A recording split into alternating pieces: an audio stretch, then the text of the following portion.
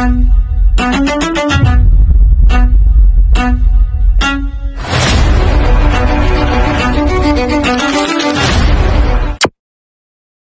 araw po sa inyong lahat. Ako po si Jesslyn Placer mula sa ikalawang pangkat 8 Talisay at ngayong araw aming tatalakayin ang paksang pasismo sa Italy at nazismo sa Germany.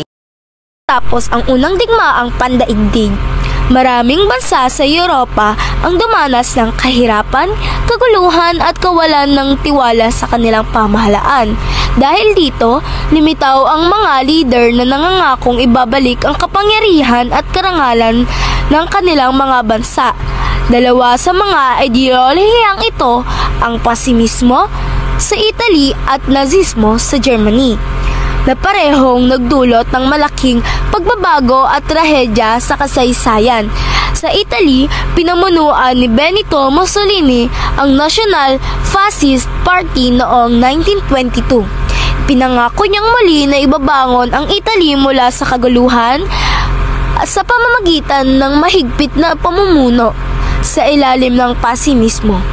Ang kahirapan ay nakasentro lamang sa iisang leader. Tinuro ni Mussolini na dapat maging tapat ang bawat mamamayan sa kanilang bansa at sundin ang pamahalaan ng walang pagtutol. Gumamit siya ng propaganda at kontrol sa media upang ipakita na ang kanyang pamumuno ay para sa kaunlaran. Ngunit sa likod nito, nilimitahan ang kalayaan ng mamamayan, pinatahimik ang mga kalaban sa politika, at pinalawak ang kapangyarihang militar. Layunin ni Mussolini na gawing makapangyarihang imperyo muli ang Italy, tulad ng sinaunang imperyong Romana. Samantala, sa Germany naman lumitaw ang nazismo sa pamumuno ni Adolf Hitler. Katulad ni Mussolini, ginamit ni Hitler ang kahinaan ng bansa upang makakuha ng suporta sa mga mamamayan. Matapos ang pagbagsak ng ekonomiya dahil sa Great Depression, ipinangako niyang ibabalik ang lakas at karangalan ng Germany. Ang nazismo ay nakabatay sa paniniwalang ang lahing Aryan ang pinakamataas at ang mga Hudyo ay may kasalanan sa mga problema ng bansa. Dahil dito nagsimula ang malawakang diskriminasyon at karahasan laban sa mga Hudyo. Nakalaunan ay humantong sa Holocaust kung saan na milyon-milyon tao ang pinatay. Ginamit din ni Hitler ang propaganda at takot upang mapanatili ang kanyang kapangyarihan at kontrol sa mamamayan. Ang pasismo at nazismo ay parehong sumusuporta sa isang diktador, mahigpit na pagkontrol ng estado at pagsupil sa kalayaan ng tao.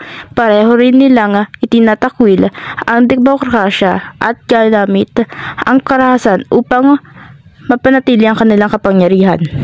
Ngunit magkaiba sila dahil ang pasismo ay nakatuon sa katapatan sa bansa at pamahalaan. Samantalang ang nazismo ay nakatuon sa lahi at paniniwala sa pagiging nakatataas ng mga Aryan. Sa kabuuan, ang pasismo sa Italy at nazismo sa Germany ay parehong nagdulot ng takot, kaguluhan at labis na pagdurusa sa buong mundo.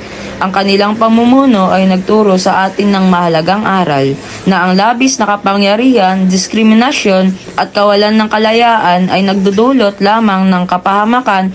Naway magsilbi itong paalala na dapat nating pahalagan ang demokrasya, karapatang pantao at kapayapaan upang hindi na muling maulit ang madilim na bahagi ng ating kasaysayan.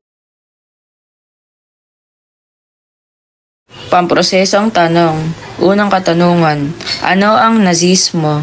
Pangalawa, ano ang pasismo? Pangatlo, ano ang pagkakaiba at pagkakatulad ng pasismo at nazismo?